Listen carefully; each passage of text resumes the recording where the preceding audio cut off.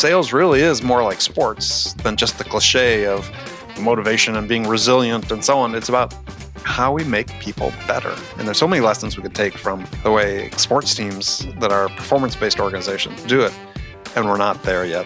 Yeah, I think sports and military, because the military don't do anything without a pre-call plan or some kind of campaign plan. They don't do anything without that. And then they run the campaign or try and capture the hill or whatever it is. And then they instantly review, and that's how they get better.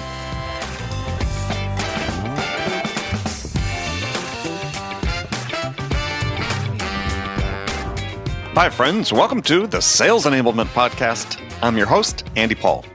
Now, that was Antonio Garrido. He's the CEO of Sandler Training in Miami and author of a new book titled The 21st Century Ride-Along, which more often than not these days is now a virtual ride-along. And Antonio is joining me today on Sales Enablement, episode 780, to talk about the new culture of sales management required for success today. And Antonio will share his take on the top 6 responsibilities of sales managers and how research shows that most sales leaders focus only on 2 of those 6, and perhaps not surprisingly, the easy 2. We'll dig into how sales leaders should be developing the potential of their people and how to make it happen through a commitment to continuous incremental improvement. And also we'll dive into how to plan and execute a successful ride-along. And Antonio will lay out a very specific process for ensuring the ride-along has value for all participants. All that and much, much more. But before we get to Antonio, I want to let you know the whole team of people who work to produce this podcast are incredibly grateful for all of you who support us by listening to the show, telling your friends, sharing it on social media, and most importantly, subscribing to the show and giving us your feedback in the form of a rating and review. And if you haven't already done so, please connect with me on LinkedIn. You can find me on LinkedIn, search for Andy Paul. I know there's more than one, but after the slash, it's real Andy Paul. So that's where I'm having a lot of conversations about important sales topics these days. And also, please drop me a message if you have a question about anything that we discuss on this show. All right, let's jump into it. Antonio Garrido, welcome to the show. Andy, thanks ever so much for the invitation. I am very happy to be here. Well, good. So where are you joining us from? More accurately, where are you sheltering in place? I'm sheltering in place where I live, which is in Miami. I know this probably wasn't the accent that you were probably expecting, but yes, home is Miami these days. Very interesting. So how long have you been there? So came here to set up the company 7 years ago. So I've been here for 7 years. 7 years. Okay. Yeah. And you said you come from the northeast of the UK, from Manchester. Originally from Manchester, so lived most of my life there. I lived as a very young child in Spain, hence the name Antonio Garrido. Right, mm-hmm. It's not a terribly British name, but I lived in the UK for most of my life, and I'm such an old chap that I've been in the UK for ever such a long time. But Miami for 7 years, it's great. I absolutely love it here. Oh, good. So you don't miss the Manchester weather? I don't, except that we certainly don't have any hurricanes in Manchester, and we do have threats of them very often in Miami. But so far, we've been really fortunate. We've dodged everyone so far. So yeah, that's our biggest worry. I think it's more of a worry, I think, than COVID. Well, yeah, mathematically, perhaps, though, we'll see how Florida fares going forward and how they manage this whole thing. So, well, thank you for joining us. We're going to talk about your book. You've written a book called The 21st Century Ride-Along. Mm-hmm. And so what was the impetus for writing this book? So this is my second book. And this book particularly, I originally, lots of people come through, let's say, senior C-suite directorship, leadership, management through a variety of routes. Some people come through the route of accountancy, and some people come through the route of manufacturing. And I always have been sales and marketing. That's the route that I came through, and so that's always been my expertise and my experience. And so in the organizations that I worked for and then ultimately ran, ride along was a very key and integral part of the whole of the sales process. It really was stamped in the DNA of the organizations that I worked for and then ran, and therefore it kind of became stamped into my DNA. It's my MO for doing things, and yet, despite the massive advantages to ride-alongs, they don't seem to be as widely used as they should be. The people are they either love them or they hate them, and I thought the ride-alongs got a rather bad rap, and so I wanted to set right some wrongs. That was the first impetus, I think, and also just to make people very much more aware of the power of ride-alongs and to consider them. It was interesting when the book came out. The book came out about 15 minutes before the world went into lockdown mode, right? Stay at home and shelter, right? And I thought to myself, I had genuinely, that was what the timing was like. And I thought to myself for about 15 minutes, I thought, is this the unluckiest timing of any book launch in the history of man? And then, interestingly enough, what happened was one of my largest clients sent an email to all of their employees, and the 17,000 of them, and basically said all travel was banned. All travel was to be halted. Right, and this is about 6-7 weeks ago. So I was thinking, crikey, is this the worst time to launch a book where sales managers are not going to go into the field and actually get in a car and travel around and see people? And about 15 minutes after the email came from the CEO to say that all travel is banned, the VP of sales for that organization, it was as quickly as 15 minutes, Andy, wrote an email to all of the sales function and said, this is great news, because all of the time that we would book travel and then drive to an airport and then wait for an aeroplane and then travel on the aeroplane and then land and then hire a car and then drive to where we were going to go and then do all of that in reverse, because ultimately you have to go home. All of that time now, which was unproductive dead time, we can now use for our ride-alongs, to get our ride-alongs properly embedded. Virtually, of course, but now let's use that time to do it better than we ever have. And it was unprompted. He did it, he entirely did it on his own. So I had a very bleak, very dark 15 minutes. And then I thought, no, of course, this is the best time in the world ever to release a book on ride-alongs. Well, I mean, so I'll tell you, as I started reading your book, and I knew in advance what it was about, but I started digging into it. It's like, I mean, COVID notwithstanding, there's still the bigger question is given the trends in sales, yes, there's still field sales forces, but increasingly we're seeing more and more virtual selling, and we have to expect to some degree more and more of the field teams will be either hybrid or virtual teams going forward. Right. Is that, find the ride along itself is really better thought of as sort of a concept rather than actually getting in the car and hopping and going and visiting prospects, which, in my career as a manager and as a seller, I mean, I had sellers all over the world. I had, doing ride-alongs in Asia and the UK and as well as the US and so on. Right. Almost got killed in one in the UK. Okay. You were driving on the wrong side of the road, probably. No, I wasn't driving. Oh, right. The guy that worked for me, we were in a hurry we were going from, I think, London out to Stevenage, I think. Okay. I know that way. On the A1.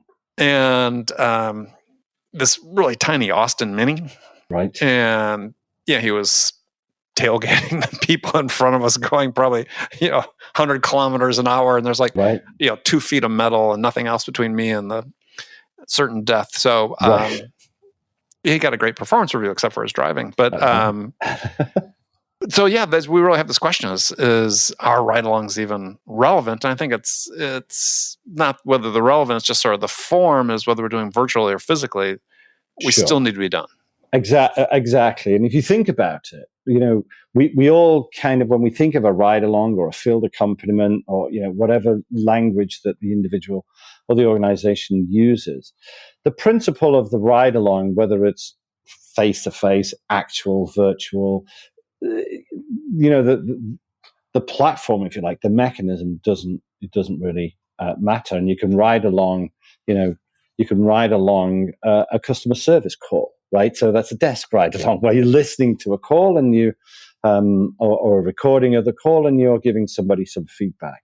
If you think about a pilot in a flight simulator, for example, that's a ride along where somebody's role playing something and trying to get better, and that's a ride along too. So there can be real ride alongs, and there can be virtual ride alongs, and there can be it could be a role play ride along. There's lots of ways to do it. Leadership you can ride along in a meeting, and I mean an internal meeting, right? So the CEO can go to an internal meeting, and that's also a ride along. But I think the point that's really important and this is a trend that's happening already in sales with technology, with conversational intelligence and platforms and so on, is that we've moved from this idea of saying, well, let's coach things based on anecdotal recall of what happened, to let's coach people based on what actually happened. Right. And so the value of the ride along in the physical sense is getting in copying the car and going visiting prospects. I love to do that. If I had a seller that was in trouble, and back in the early days of my sales management career when it was more local territory, I'd say, John, let's get your keys. We're going to go make calls, right? Numbers are down. Let's go make calls. But now you can start to do some of that. So through the tools we have, you can do a lot of it. And I think that you're just going to see more of that going forward. I think it's really experiential. I saw something online not that long ago about some executive sales coach was making this point in a LinkedIn post, is like, hey, all you video trainers that have curriculum, is you can't help people because you're not there in the moment. Right. Now, don't think that's absolutely true, but there is no substitute for actually seeing people in action or hearing them in action. Yeah, indeed. And you make a good point, because what often happens, and in the book we do explore, the good and the bad, right? And the good habits and the bad habits, or good behaviors and bad behaviors. But what you just said, Andy, which was, in the past where you have said, hey, your numbers are down, let's go and spend a few days in the field. That's typically what prompts a ride along, typically, right? And that's not what I want to ride along to be. Exactly as you said, it should be a very standard part of somebody's MO. I remember one of the things that we used to talk about when I was first learning how to how to do really good ride-alongs, because there's lots of good habits and bad habits, as you can imagine. And we used to have an expression, which was it was linked to we're going to spend some time in the field with somebody that's struggling to try and help them, and then the person that was quote unquote struggling, they would then very, very much stage manage the day, right? Yes. Yeah. Right. And so we used to have an expression, Potemkin sales calls. Right. Okay. So in the book we talk about, I think it's one of the either in chapter 1 or chapter 2, and I discuss, does the Queen think that the world smells of paint? Right. So the nice old lady on the stamps, right? So she's a very busy lady, and everybody knows that she's, when she's going to arrive. And typically, when the Queen's going to arrive, they spruce the place up rather, don't they? They give everything a fresh lick of paint, and they make sure that everything looks lovely for the Queen's arrival. And so what often happens is a sales manager will see that somebody's struggling. They'll call them up and they'll say, hey, you're only at 80% of your numbers at the moment. A week on Thursday, I'll come along and ride along with you, right? And then suddenly that person jumps into action, and he puts together a very stage managed day, right? And so we always used to say to ourselves, is the world smelling of paint here? Is this all very stage managed, right? Well, but the point is, the inverse is just as bad. The one I described is, somebody's 80% numbers, and it's like, hey, John, grab your keys, let's go make calls. Right, the surprise attack. Yeah. Well, A, it's a surprise attack, and B is you say, let's go call on, company ABC who you've been calling on. It's like, well, yeah, but does the seller, and maybe this is part of the problem, he's not prepared to have that call, right? And let's go force it on. Let's go do something that's forced on the customer, which is counterproductive from a sales standpoint. Indeed. And then we also find, don't we, that when, let's say we have a sales individual who's very tenured, right? So he's been with the company a long time, very experienced, his numbers are okay. Let's just imagine we have that chap, and then the manager says to him, hey, Frank, week on Thursday, let's spend a couple of days together out, you and me going to see some clients. The very tenured guy thinks, what have I done? Why am I in trouble? What have I done? And he goes, no, nothing. I just, want to spend some time with you. And then they take great affront at it, and they go, yeah, I've been doing this 30 years. I don't need anybody to come and, tell me what to do. But if you think about, we were just talking before we pushed the record button that I'm a Manchester City fan and you're a Liverpool fan, right? So I'm sorry for you, by the way. Yes, okay, thanks. We'll get you next year, right? But so my manager, right, is a chap called Pep Guardiola, and yours is Jurgen Klopp, fellow right? Spaniard for you, yeah. Right, yes, indeed. So Jurgen Klopp, right? So or it doesn't even have to be soccer. Think of any team: baseball, football, basketball, any Australian Olympic women's curling, right? Any team you can think of whatsoever. The coach, right? So Jurgen or Pep Guardiola, right? They see every single game that their players play, right? So not only do they say in the dressing room before the game, right, before the event, here's our game plan, right? Here's our plan for this particular encounter. Here's what we're going to do. They've practiced it to destruction in advance of the game, right? He'll do lots of motivational conversation. Then the game will start, and they'll do lots of, maybe kind of timeouts if it's American football, right? They'll do lots of course corrections, and then at halftime there'll be a course correction, and at the end, and the coach is very active in what's going on the field, right? And if a coach ever said to the owner of the team, hey, listen, I don't know that I'm going to come to the game on Saturday. I'll read about it in the sports papers, right? I'll read the report in a couple of days. Well, he wouldn't be very long for this world, would he? The owner of the team wouldn't stand for that. And beyond that, here's another thing that Pep Guardiola or Jurgen Klopp never do, right, is when someone's about to take a free kick or about to do something really important, they don't say, can we just stop for a second? They put their boots on and run onto the field and take control, right, and kick it. That never happens. And we see that happening all over the place, where a sales manager will see a sales individual struggling, right, and they'll jump in to rescue and save the day, right? And so, and again, think about the coach, coming back to the Manchester City Liverpool thing, that the individual, the players on the team, they actually actively want their coach to be there. They actually say, give me feedback, right? Critique, not criticism, but how do I get better, boss, right? The coach is there at all the training events, right? He'll have one-on-ones with them. He'll have reviews with them. They'll work on issues. They'll see something that happens in the game today on Saturday, and they'll be on the training field on Monday trying to work on any particular weakness, right? And if you use a sports analogy, the manager is super cool and relaxed, and it's actually his job to do all of these things, and the players welcome it. And that's just the way the world works. However, coming back to the sales environment, there are lots of sales managers that are nervous about doing the drive along. They don't think it's part of their job. They think they can just read monthly reports or look at the sales numbers, which frankly are what we call lagging indicators, right? But and don't get involved in paying attention to the leading indicators, which is the right behaviors, attitudes, and techniques of the salesperson actually during the call, right? They don't pay enough attention to the leading. They only pay attention to the lagging.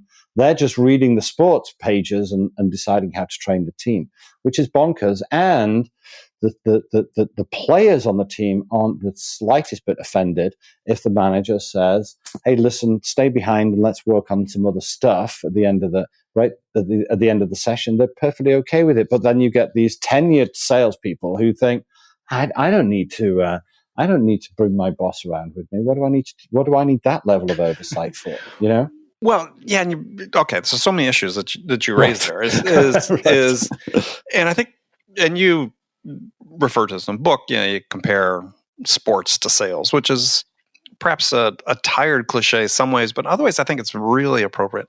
Right. So, first of all, when you say, sure, let's look at a game of soccer. We'll talk soccer. Is you and I both love soccer. Okay, right. To me, the game itself, the match it's played, is like, it's like you're the next to last call before you close an order, right? It's sort of the decisive moment in the transaction. It could be the bake-off presentation. It could be, it's the sort of the most significant, right, seemingly most significant event. And I say seemingly. And generally people will, watch that. The coaches will watch the game film and see what they did and so on. But in soccer, they pay, if you listen to and believe what you're reading, is they actually pay more attention to watching the tape of practice. They do. What takes place during practice. And that's what dictates who starts the match and who makes the bench and so on. Right. Which I draw the comparison of those looking at what's happening in practice is, your initial conversation, a discovery call, a qualification call, an initial presentation or something, things that are perceived by sales managers as sort of being less important, but from an actual standpoint are more decisive than that big meeting up front in terms of actually getting the order, right? Because if you do a lousy job of discovery, you're going to end up talking to a prospect or a qualification, you're going to spend all this wasted time with somebody that's not going to buy. Right. And so I see this all the time with ride-alongs, but also in the virtual ride-along, is that managers are paying more attention listening to calls that they consider as being sort of decisive, important, as opposed to ones that really make a difference. Yeah, you make a great point. And so every organization worth its salt has their own sales process, and everybody in the sales team and sales management team, the leadership team, in any organization, it should be crystal clear what the sales process for that particular organization looks like. And the reason I start by saying that, you'll be amazed how many companies that we coach and train, and when we ask the sales team to write down what their sales process is, if we ask 30 people, we typically get 30 different processes, right? Sure. So first of all, let's just work on the assumption, which I know is a flawed assumption, because that's a whole different conversation for another time, Andy. But if we work on the assumption that everybody is very clear what their sales process looks like, and some of it may be some lead generation, maybe some development, maybe then, as you say, some discovery and qualification, maybe then some control and close, and maybe then some delight, and then expand the relationship, right? So if you just take that as at 30,000 feet, there'll be some form of that. What we would like to happen is that the ride-alongs are, quote unquote, the most average days that you could get, which would be a mixture of all of those things over time, right? So if any particular sales manager is spending any time, quote unquote, in the field, either virtually or physically, that they make sure that there is a good spread of stuff, not just closing meetings, so that the individual sales guy is just in search of the attaboys, right? And then again, the world is smelling of paint when that's happening. So we want a good mixture of stuff, the early stages, the middle stages, and the end stages. And we also want a good mixture of clients, right? A good mixture of what that individual sales professionals client base looks like, some large and some small. It's got to be the most average typical day. And it's a bit like the the fight, the pilot that goes into the into the flight simulator, right? Mm-hmm. What they don't do with the pilot in the flight simulator, they don't say, "Hey, Frank, here's what we're going to do. We're going to take off from JFK and we're going to land in 8 hours in London Heathrow." And then the pilot doesn't just taxi in his flight simulator, take off, sit there for 8 hours, right, in clear, perfect weather, and then land in Heathrow 8.5 hours. That's not what happens in a flight simulator. What they want to see in the flight simulator is, how does the pilot deal with easy stuff, difficult stuff, right? Very regular stuff and very unexpected stuff. What does the pilot do when all the engines go off? Yeah, right. The hydraulics go or they get hit by lightning. That's what they do in the flight simulator. And that's what they do on the training ground, coming back to what you were saying, right? On the training ground, when Pep Guardiola and Jurgen Klopp are spending time with their team, they don't say, let's play a game. Now let's play another 90 minutes game. Now let's play another 90 minutes game. They don't. They do things in small packets of feverish activity, right? And that's what we want the manager to practice with his people when he sees a weakness, or when he or she sees a weakness. Practice that in between, give them lots of focus, make sure that that's an area that's being developed, and then see evidence that things are getting better in reality. And that's that whole process of, what do we need to focus on? Why? Where can we improve it? So the actual ride along, if done properly, turns into coaching sessions, right, for the individual. And so It needs to be a mixture of things. Go ahead. Well, so I've got this question. This one bugs me, and I ask it of a lot of people on the show, and it relates to what we're talking about, because you list early in the book the top 6 responsibilities of sales leaders. Right. Supervise/manage direct reports, recruit new staff, train, develop people, coach their team to higher levels of performance, mentor the best and the brightest, and then sort of catch all the other crap. Right. Yeah. Right. Okay. Though you don't say crap, but no. I do when I don't. You're more refined than I am. No, I do say crap when I'm not writing it in the book. Okay. All the other stuff. Yeah. Each of these are sort of a unique, distinct skill set. Right. And so go back to the soccer example. And again, I beg the indulgence of regular listeners, because I use this example with some frequency. Right. Is if you look at the coaching staff of Liverpool, and so we're going to say, look, professional sports teams are designed to extract the best performance out of the men and women that are the players on the team. Right. And as a result, increasingly over time, these staffs, regardless of the sport, but we'll stick with soccer, is there are specialists. Yeah. That are designed to help, that are there, hired on the staff to help people improve performance in one or more dimensions. Take a soccer team. They've got a performance coach. They got a nutrition, a health performance coach. They've got a skills performance coach. Yeah.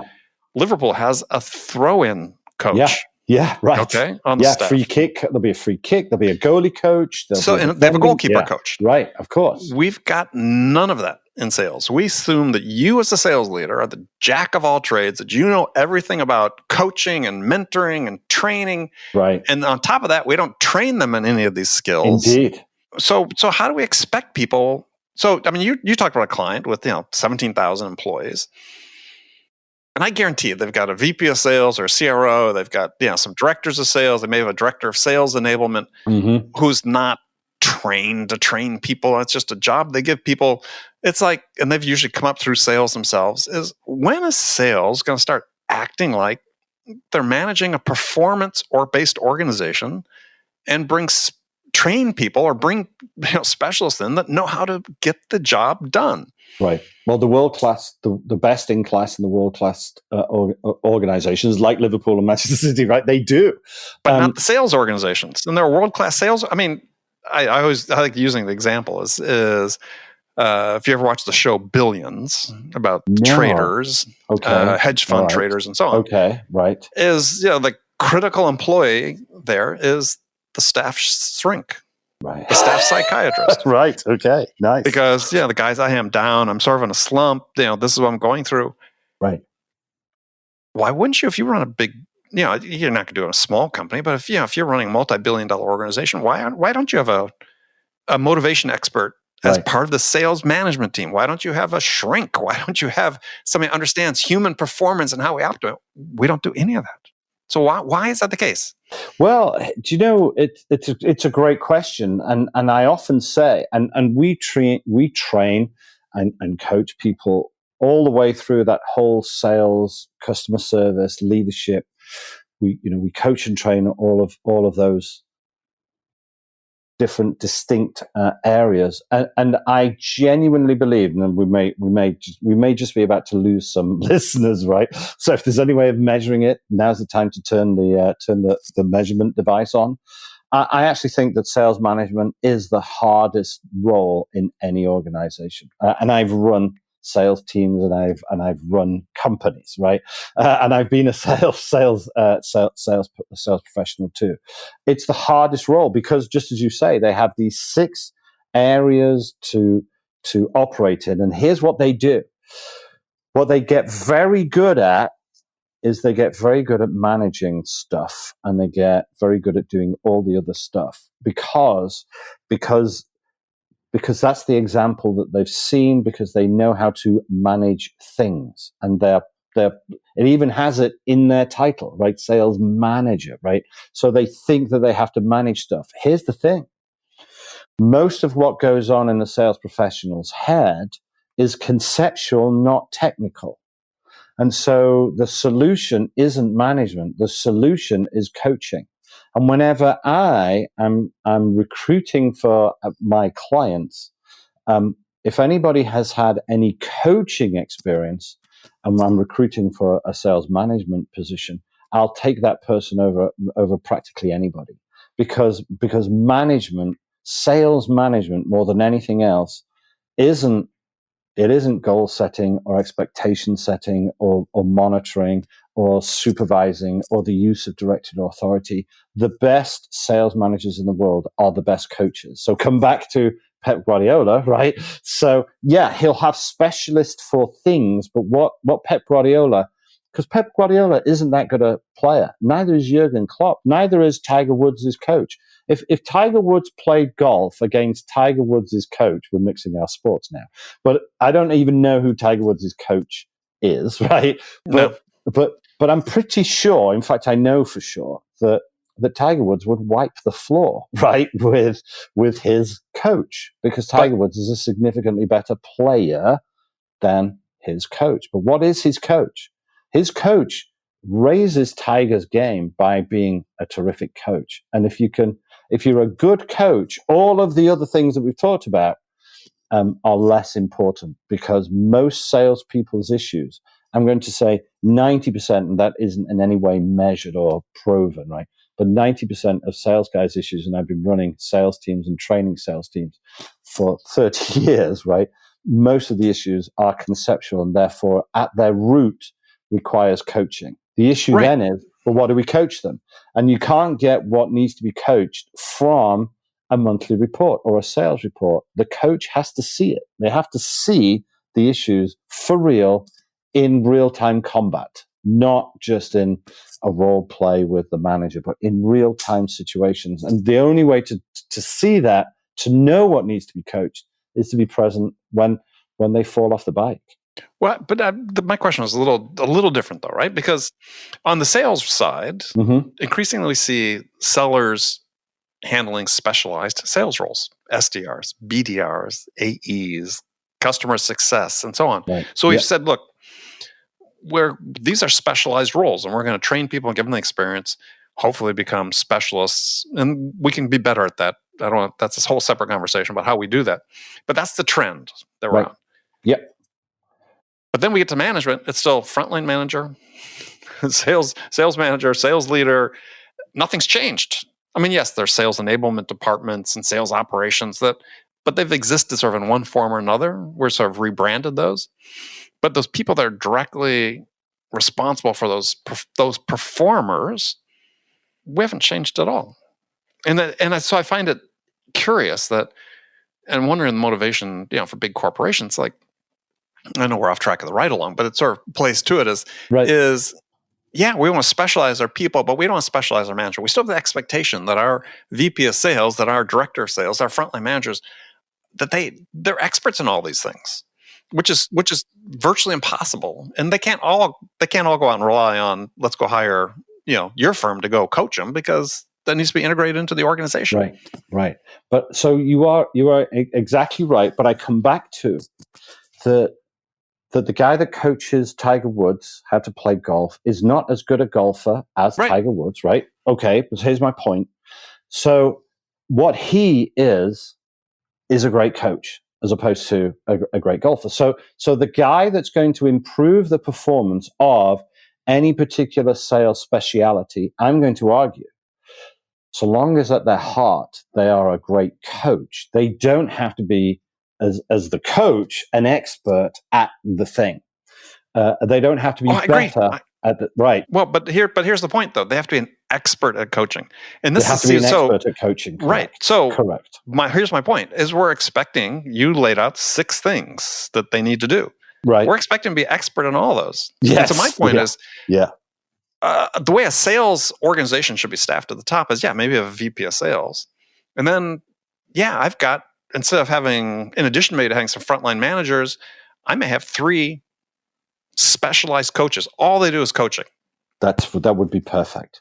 Right? They don't manage. Terrific. They just coach. That's their job. Yeah. Or we have people that that their job is to improve their performance. I see performance as being different than coaching, because these days in sales, so often coaching is really about opportunity coaching. Right? It's not about personal development, skill development, so on. It's about, how do we win this deal? Right. Fine. Great. That's coaching. But, and you spell it out, there's mentoring, the best and the brightest. I think you should mentor everybody. But why don't we have, a staff psychiatrist that can help people through the ups and downs? Why don't we have, these big companies can certainly afford that. Yeah. But it's because, that's why I'm sort of struck by it. It's like, well, what's the disconnect here? It's because they just don't, we can't say they don't invest in sales, but they really don't invest in sales. It's like, we're gonna specialize these roles. But we're gonna give lip service to training, and we're gonna give lip service to these other things. We're not really serious about it. Right. As long as we start hit our numbers, that's great. But somebody coming from a performance profession would look at sales and say, yeesh, Yeah. I mean, for instance, people may or may not know, if you want to become a professional soccer coach in Europe, there's this incredibly rigorous licensing process you have to go through. Very arduous. Multiple courses, multiple stages, very detailed. Nothing similar, nothing even close to approaching it from a sales standpoint. No. And why not? It exists. We can do it. Let's start a campaign. But it's even worse than that, because here's what happens. They go, so the old manager goes, for whatever reason, retires or moves on, and then they go, okay, so now we need a new manager. Who should we pick? And then typically they go, well, who's our best sales guy? Tom. Right, Tom, you're the new manager, right? Just because he's the best sales guy, they think he's going to be the best manager, which is entirely wrong. Because imagine, so the best, if you said to somebody who's the best soccer player in the world, and they'll say Lionel Messi, some lunatics will say Cristiano Ronaldo, but what they're actually answering the wrong question, because Sadio Mane, by the way. What's that? Sorry. Yeah, right. So Lionel Messi is not the best soccer player in the world. He's the best left-footed striker, right? It's not. How good would he be in goals? Terrible, right? Because he's 5'4", right? Mm-hmm. Most goalies these days, right, over 7 feet, and you can't coach tall, as I'm constantly reminding my clients, right?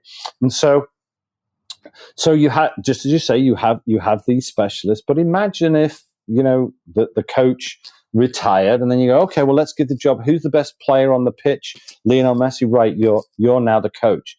Will he be a good coach? No, but we just assumed that he would be. I mean, he may be, but just because he's a great player doesn't mean he's going to be a great coach. And they do the same. Companies do the same all the time. They say, let's look at the sales for our new VP of sales, our top sales person. And that's such a mistake because it's not based on skill sets, competencies,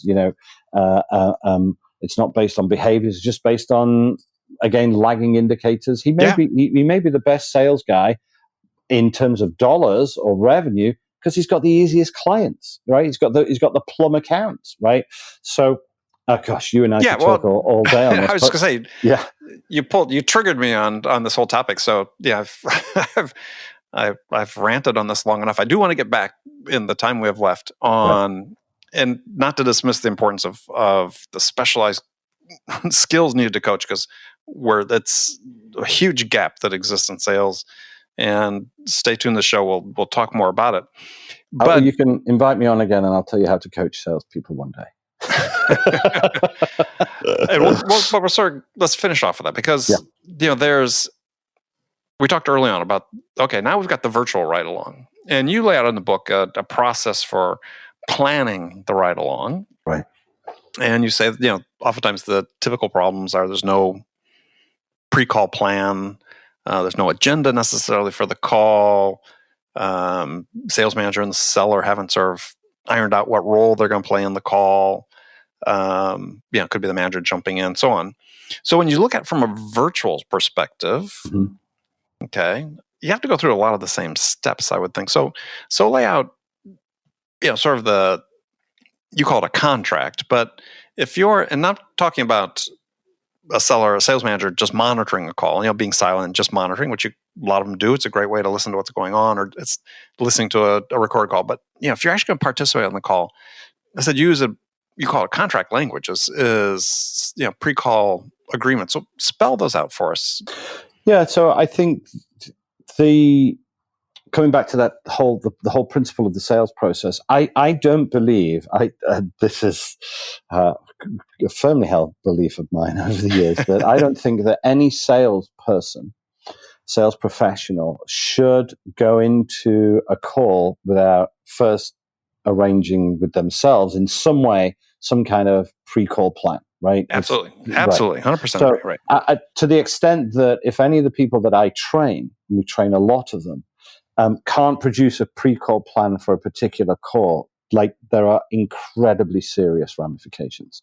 So it's that important. So we need a pre-call plan, which is before the event, if you like. Then we need to do the event, and then we need to review the event, right? So there's a pre-call plan, and we will execute the plan, and then we'll review the plan. But in the pre-call plan, there are certain elements, there are certain things as a minimum that we have to have understood. Not only what our objectives are, but what our fallback objectives are, and what our agreement looks like, and the agenda up front. And there are lots of things talked about in the book of what should be really well understood before we invest, the time and effort and energy and people to have this meeting.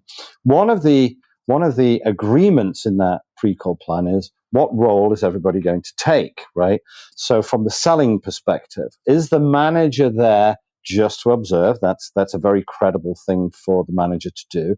Is the manager there to actually lead the meeting? And I'm not a big fan of those, but I recognize that there are some circumstances where that should happen. Or is it a joint enterprise where we're going to deal with some stuff?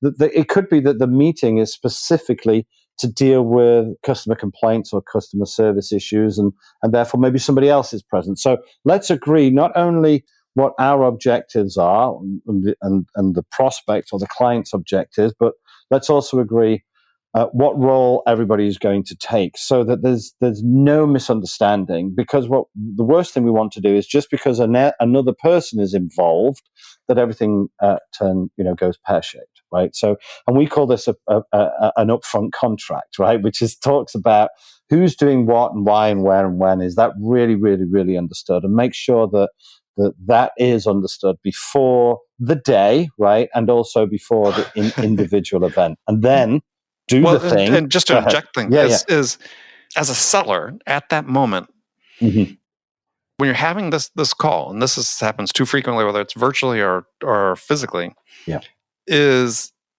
your manager's not there to save you. No. If you think this is a meeting where you're going to have a hard conversation about something, Yeah. You need to have that hard conversation. You need to take the risk of looking bad in front of your manager. Yeah. Because otherwise, how are you going to improve? How are you going to understand how to have those conversations? It's not good enough to have your manager jump in and save you. But that's what they do. But that's I know, what they do. Yeah. I've been on both. Right. I've been on both ends of those. Yeah, and they shouldn't. It's the worst thing they can do. It's the worst thing they can do.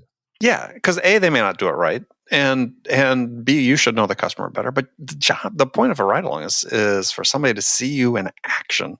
And so whether it's you're on a Zoom call or you're in front of the customer, which these days you're going to be on a Zoom call, it's your meeting. And as a manager, then you have to be willing to let someone sink. I mean, I worked for a manager that he wouldn't say a thing if the meeting was going sideways and I was messing up, which I did on occasion. Right. He didn't fix it. Love it. We left, and I had to go back and fix it some other time. Yeah. But they and the best ones do that. In other words, they don't bail them out. They don't let people fail. It's so important. Yeah. The best way. And do you have children? Yeah. Right. You met one just a bit earlier.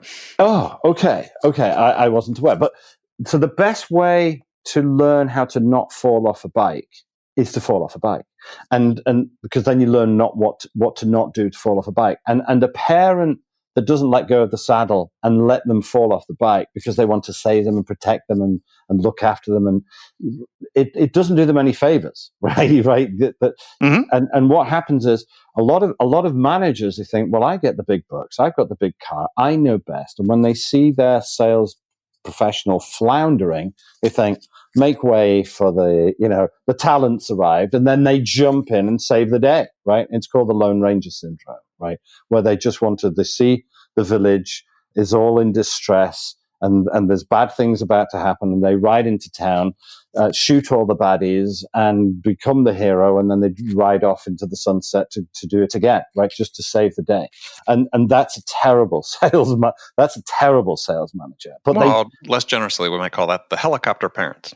Oh, yeah. Right. Okay. Who want to like watch over them at every second of the day. But so poor managers jump in. They think it's an ego play. They do it to stroke their own ego largely. And in the military, they have an expression which is "leave your stripes at the door." Right. So don't. That's why we have a pre-call plan that basically says, what's my role in this, Mr.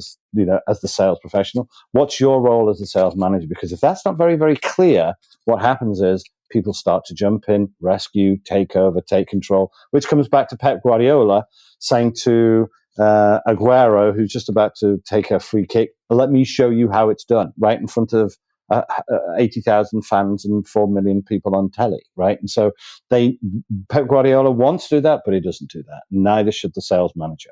Right. But this is my point about why we need in sales organizations to have professional coaches, right? Not managers. Because then when you do a ride along, the thing is when you bring your manager on a ride along, and it's true whether, again, virtual or in person, and you introduce that they're on the call, the customer has an understandable expectation that somehow the manager is going to contribute to this meeting, right? Why are they here? Right. And you can set the stage all you want. They're just here to watch, right? They're just here to watch.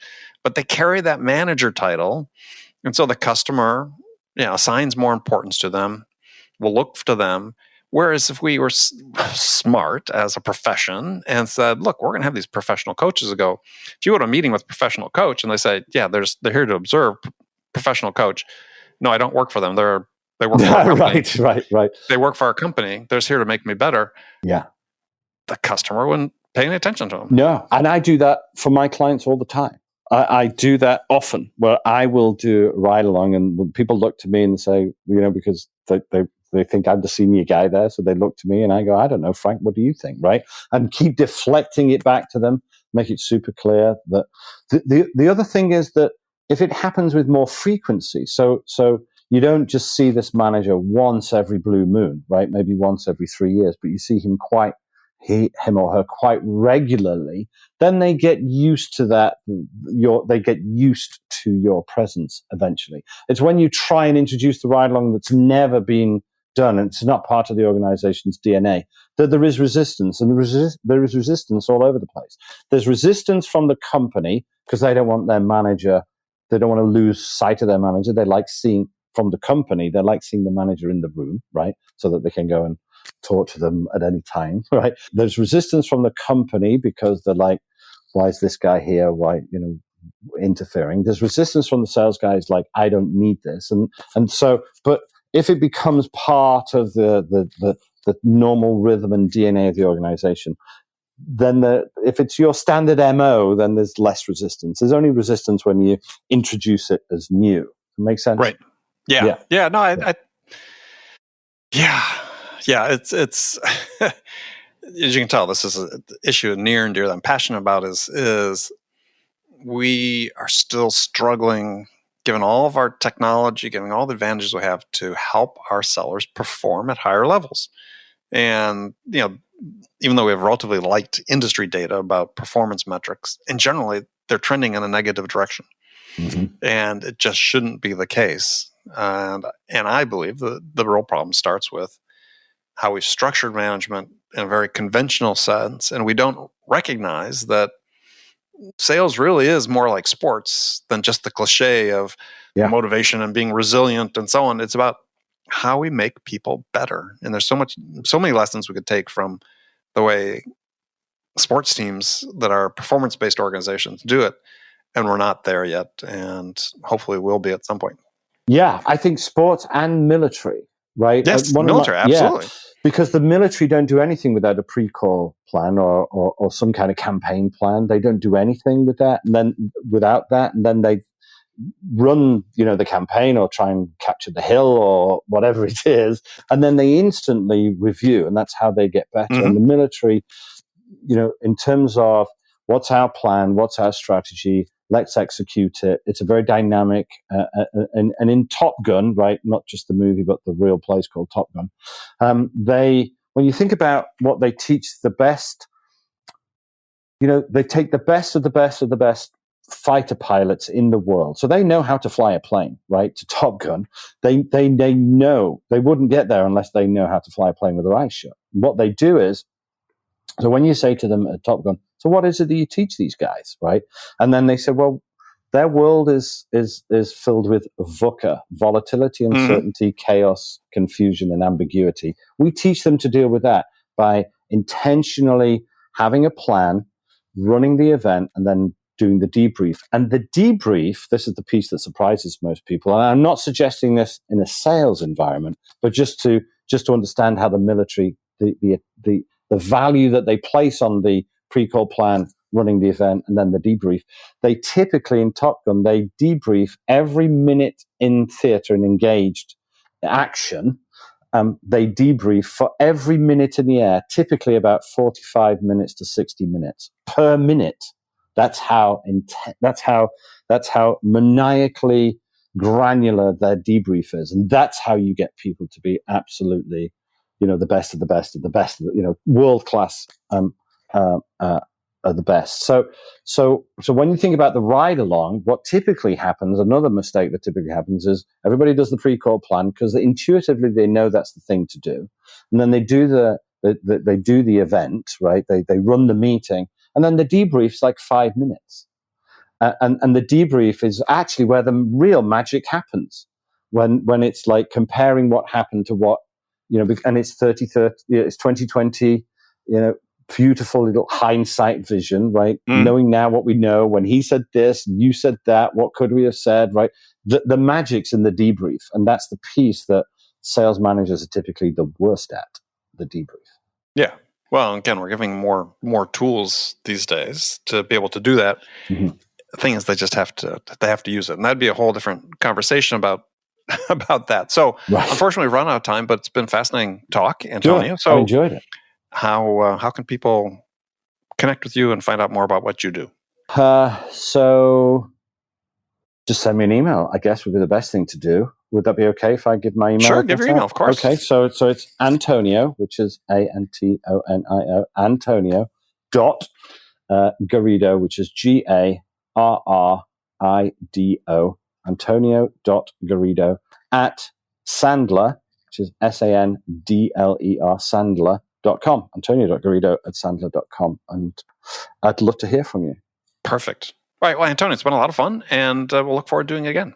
Thanks very much. It's been a hoot. Thank you ever so much. Stay safe. Okay. You too. All right. Okay, friends, that's it for this episode. First of all, I want to thank you for taking the time to listen. I'm so grateful for your support of the show. And I want to thank Antonio Garrido for sharing his insights with us today. If you enjoyed this episode, please subscribe to this podcast, Sales Enablement with Andy Paul, on iTunes, Spotify, or wherever you listen to this podcast. And if you could also leave us a rating or a review and let us know how we're doing, we'd really appreciate it. And you can do all that on your phone in less than a minute as soon as this podcast is over. So thanks for your help. And remember, connect with me on LinkedIn or drop me a message. As I said, if you have a question about anything that we discussed on the show. Thank you so much for investing time to join me today. Until next time, I'm your host, Andy Paul. Good selling, everyone.